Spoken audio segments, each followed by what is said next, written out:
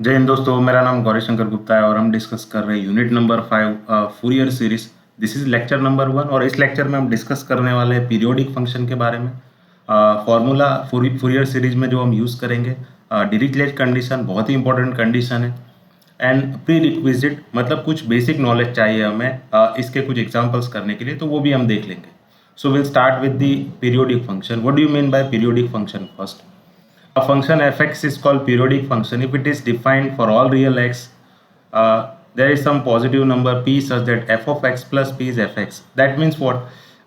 कोई भी फंक्शन का जब आप ग्राफ प्लॉट करते हो तो वो फंक्शन का ग्राफ कितने इंटरवल के बाद रिपीट होता है, तो जितने भी इंटरवल के बाद उसका ग्राफ रिपीट होता है उसी को हम बोलते हैं पीरियड। फॉर एग्जांपल, जैसे आप साइन का ग्राफ देखो यहाँ पर, तो साइन का ग्राफ यहाँ पर 0 से 2π, हर एक 2π इंटरवल के बाद साइन का ग्राफ क्या हो रहा है? रिपीट हो रहा है। हर एक 2π इंटरवल के बाद साइन का ग्राफ रिपीट हो रहा है, एक लूप ऊपर और एक लूप नीचे। सेम चीज़ यहाँ भी हो रही है, एक लूप ऊपर और एक लूप नीचे। तो हम बोल सकते हैं साइन का पीरियड क्या है? 2π है। सिमिलरली आप कॉस का ग्राफ भी देखोगे तो वो भी क्या हो रहा है? हर एक 2π इंटरवल के बाद रिपीट हो रहा है। तो कॉस का भी पीरियड क्या हो जाएगा? 2π।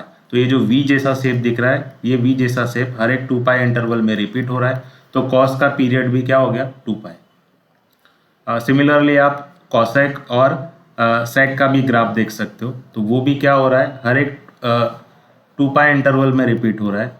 ये जो ग्राफ है यहाँ से यहाँ तक का इतना, तो ये एक लूप, ये जो यू शेप दिख रहा है वो ऊपर और नीचे दोनों तरफ बन रहा है, और ये लेंथ कितनी है? टोटल 2π है। सिमिलरली ये सेम ग्राफ रिपीट होते जा रहा है, तो यहाँ भी लेंथ कितनी आ रही है? एक लूप, ये यू ऊपर बन रहा है और एक नीचे बन रहा है, तो ऐसा बार बार हो रहा है, और ये हो रहा है हर एक 2π इंटरवल में, तो इसका भी पीरियड क्या हो गया? 2π। Same thing for sec also. So when you observe the graph of 10, तो आपको 10 में क्या मिलेगा? लेंथ देखो, ये जो ग्राफ हर एक कितने इंटरवल में रिपीट हो रहा है? हर एक पाई इंटरवल में रिपीट हो रहा है, ठीक है। तो 10 का पीरियड क्या हो गया? Pi. Similarly for cot also. तो ग्राफ जितने इंटरवल के बाद रिपीट हो रहा है तो उसी इंटरवल को हम बोलते हैं period. Okay, if a period of fx is the smallest, if a period function fx has a smallest period p is called fundamental period of. That means what? देखो, ये चीज़ ऐसा बोलना चाह रहा है कि मान लो आपका जो ग्राफ है साइन का वो हर एक 2π इंटरवल में रिपीट हो रहा है, तो सेम चीज़ आप 4π इंटरवल में भी तो रिपीट हो रहा है। हर 4π इंटरवल में अगर आप इसका ग्राफ ड्रॉ करोगे तो 2π में रिपीट हो रहा है, तो 4π में भी होगा, 6π में भी होगा, 8π में भी रिपीट हो रहा होगा। तो इसमें आपको सबसे स्मॉलेस्ट इंटरवल देखना है जिसमें आपका ग्राफ रिपीट हो रहा है, that would be our fundamental period, और वो स्मॉलेस्ट इंटरवल है 2π। 4π में भी सेम ग्राफ रिपीट हो रहा है, तो इसका पीरियड 4π नहीं बोलेंगे, स्मॉलेस्ट इंटरवल 2π है तो हम 2π ही बोलेंगे। तो if you observe the principal period और you can say fundamental period of sine, तो साइन हर 2π इंटरवल में रिपीट हो रहा है तो उसका पीरियड 2π है। कॉस भी 2π है, टेन और कॉट का सिर्फ पाई रहता है, बाकी सारे फंक्शंस का 2π है। तो मान लो आपको साइन का पता है, साइन 5x का आपको पीरियड पूछ ले, so you have to use this formula in order to find out the period of any trigonometric function. तो कोई भी आपको पीरियड कैलकुलेट करना है तो आप इस फॉर्मूले का यूज़ कर सकते हो। तो प्रिंसिपल पीरियड यानी फंडामेंटल पीरियड जो अभी हमने प्रीवियस टेबल में देखा, ये सारे क्या है? फंडामेंटल पीरियड है, या प्रिंसिपल पीरियड भी बोल सकते हो। उसको डिवाइड किससे करना है? Modulus of coefficient of x से। तो मान लो हमें साइन 5x का निकालना है, तो साइन का प्रिंसिपल पीरियड क्या होता है? फंडामेंटल पीरियड होता है 2π divided by the modulus of coefficient of x का कोएफिशिएंट क्या है? 5, सो मॉड्यूलस ऑफ 5, तो 2π/5 होगा साइन 5x का पीरियड, मतलब साइन 5x हर 2π/5 इंटरवल में रिपीट होगा। सिमिलरली देखो यहाँ पर एक और चीज़ लिखी है, if l is a fix number then sine 2πx/l and cos 2πx/l have period l। तो साइन 2πx/l और कॉस 2πx/l का पीरियड क्या है? l है, तो वो भी आप इसी से निकाल सकते हो। तो साइन का प्रिंसिपल पीरियड है 2π divided by the modulus of coefficient of x का कोएफिशिएंट देखोगे तो क्या है यहाँ पर? 2π/l है, ठीक है। तो ये क्या आएगा? ये 2π कैंसिल होगा और ये l ऊपर शिफ्ट हो जाएगा, तो इसका आंसर l आएगा। सेम चीज़ आप कॉस में भी करोगे, तो कॉस का भी प्रिंसिपल पीरियड 2π है, और उसको डिवाइड करोगे कोएफिशिएंट ऑफ x से, तो x का कोएफिशिएंट यहाँ भी 2π/l है, ठीक है। तो 2π कैंसिल होके ये l ऊपर शिफ्ट हो जाएगा, so you will get l। तो sine 2 pi x by l का पीरियड क्या है, l. Similarly cos 2 pi x by l का भी पीरियड एल है। इसको आप फूरियर सीरीज के फॉर्मूले में देखोगे, इसलिए मैं इसको डिस्कस कर रहा हूँ। सो आई होप आपको पीरियड का मीनिंग क्लियर है। These are the formula which we will follow for the trigonometric Fourier series.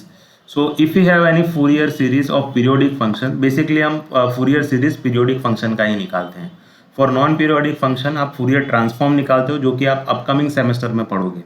तो Fourier series is for periodic function only. It is defined in the interval c to c plus 2l. तो कोई भी interval जो आपको c to c plus 2l दिया है with the fundamental period 2l, this is the formula of fx, that is a0 by 2 sum of n equals to 1 to infinity an cos n pi x by l bn sin n pi x by l, जहाँ पे a0 an और bn को हम बोलेंगे Fourier coefficients, जो आपको separately निकालकर a0 an और bn ये तीनों इंटीग्रल कैलकुलेट करके यहाँ सब्स्टिट्यूट करने होंगे। ठीक है। After that we'll see the Dirichlet condition. Any function which will satisfy Dirichlet condition, आप उसी फंक्शंस का ही फूरियर सीरीज निकाल सकते हो। तो जो फंक्शंस डिरिचलेट कंडीशन सेटिस्फाई करते हैं, आप उन्हीं फंक्शंस का फूरियर सीरीज रिप्रेजेंटेशन निकाल सकते हो, अदरवाइज हम नहीं निकाल सकते। तो डिरिचलेट कंडीशन कौन कौन सी है कि आपके फंक्शन के में क्या क्या क्वालिटीज़ होनी चाहिए। A function f x can be represented by complete set of orthogonal functions with in the interval c to c plus 2l. तो and Fourier series of the function f x exist only if the following conditions are satisfied. तो आप उन्हीं functions का Fourier series निकाल सकते हो जो ये कंडीशंस को सेटिस्फाई करते हैं। कौन कौन सी कंडीशन है। सबसे पहली कंडीशन क्या है, आपका फंक्शन पीरियोडिक होना चाहिए, जो कि हमने देखा। ठीक है। सेकंड कंडीशन क्या है, पीरियोडिक होने का मतलब है आपका फंक्शन एक फाइनाइट लिमिट के फाइनाइट इंटरवल के बाद रिपीट होना चाहिए। आपके फंक्शन एफ एक्स एंड उसकी इंटीग्रल भी क्या मिलनी चाहिए, आपको फाइनाइट मिलनी चाहिए। यहाँ पर जो आप फॉर्मूलाज देख रहे हो उसमें जो इंटीग्रल्स है उसकी वैल्यू आपको फाइनाइट मिलनी चाहिए, और वो इंटीग्रल मल्टी वैल्यूड नहीं होना चाहिए, सिंगल वैल्यूड होना चाहिए। सो ये बोलना चाह रहे हैं आप, जो इंटीग्रल है एफ एक्स का इंटीग्रल है वो फाइनाइट वैल्यू मिलना चाहिए, ऐसा ना हो आपको इन्फिनिटी मिले तो उसका फूरियर सीरीज रिप्रेजेंटेशन ही नहीं मिलेगा। थर्ड कंडीशन क्या है, आपका फंक्शन में डिसकंटिन्यूटी क्या होनी चाहिए, फाइनाइटली में नहीं होनी चाहिए, और फंक्शन क्या होना चाहिए, पीस वाइज कंटिन्यूस होना चाहिए। तो अगर आपने GIF या इस तरह के कोई फंक्शंस देखे होंगे तो उनके जब आप ग्राफ देखोगे तो उनके कुछ ग्राफ्स इस तरह के होते हैं। ठीक है, ये GIF का ग्राफ है, ग्रेटेस्ट इंटीजर फंक्शन का ग्राफ है। तो आप इसके ग्राफ देखोगे तो इस तरह के होते हैं। ये सारे फंक्शंस क्या होते हैं, डिसकंटिन्यूस होते हैं, बस ये पीस वाइज कंटिन्यूस होते हैं। पीस वाइज कंटिन्यूस होने का मतलब है डिसकंटिन्यूस तो है ये इन पॉइंट्स पे, इस पॉइंट पे डिसकंटिन्यूस है, बट इस पॉइंट को छोड़कर इस इंटरवल में क्या है, फंक्शन क्या है, कंटिन्यूस है। यहाँ कंटिन्यूस है, यहाँ कंटिन्यूस है, यहाँ कंटिन्यूस है। कहाँ पर डिसकंटिन्यूस है, तो ये डिसकंटिन्यूस ये सारे पॉइंट्स पर है। ठीक है, otherwise it is peace wise continuous. तो आपका फंक्शन क्या होना चाहिए, फंक्शन में डिसकंटिन्यूटी होनी चाहिए, बट वो फाइनाइट नंबर ऑफ टाइम्स ही होनी चाहिए। ऐसा नहीं हो डिसकंटिन्यूटी आपको इनफाइनाइट नंबर ऑफ टाइम्स हो। And last and the most important criteria, that is function fx should have finite number of maxima and minima.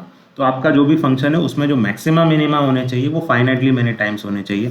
For example अगर मैं यहाँ पर एक ग्राफ ड्रॉ करूँ, मान लो ये ग्राफ है किसी फंक्शन का, जो क्या हो रहा है, हर एक 2 पाई इंटरवल के हर ये लेंथ है, suppose it is 0 2t 4t 60 8t। तो ये ग्राफ क्या हो रहा है, हर एक कितने इंटरवल के बाद रिपीट हो रहा है, हर 2t इंटरवल के बाद रिपीट हो रहा है। तो इसमें से कोई भी आप 2t इंटरवल ले लो, मान लो मैंने ये फर्स्ट वाला ले लिया। ठीक है, तो इस इंटरवल में ग्राफ में कितने मैक्सिमा है, तो एक ही मैक्सिमा है। सिमिलरली आप कोई भी 2 पाई इंटरवल ले लो, सपोज करो मैंने यहाँ से यहाँ पे ले लिया, तो ये भी कितना इंटरवल है, 2t इंटरवल ही है। तो इस इंटरवल में कितने मैक्सिमा है, तो यहाँ पर 2 मैक्सिमा मिल रहे हो और 1 मिनिमा मिल रहा है। तो आप कोई भी ऐसा फंक्शन चूज कर सकते हो जिसमें जो मैक्सिमा मिनिमा है वो फाइनाइटली मैनी टाइम्स होना चाहिए।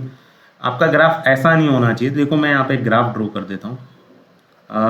जैसे ये ग्राफ है 0 से 2t, ये 4t है, तो आपका ग्राफ मान लो इस तरह का है कुछ, और ये ऐसा चलता जा रहा है 2 पाई इंटरवल में इनफाइनाइटली मेनी टाइम्स, ऊपर नीचे जा रहा है। तो इसमें जो मैक्सिमा मिनिमा मिलेगा वैसे आपको infinitely many times maxima minima मिलेगा। In the interval of 0 to 2t। ठीक है, तो इन्फाइनेटली मैनी टाइम्स अगर आपको मैक्सिमा मिनिमा मिल रहा है विद इन द इंटरवल, तो आप उस फंक्शन का फूरियर रिप्रेजेंटेशन नहीं निकाल सकते।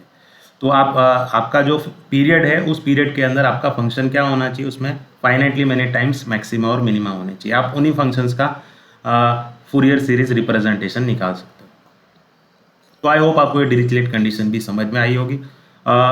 नाउ प्री रिक्विजिट में आपको कुछ बेसिक नॉलेज होना चाहिए which will help you to find out the integrals of Fourier series.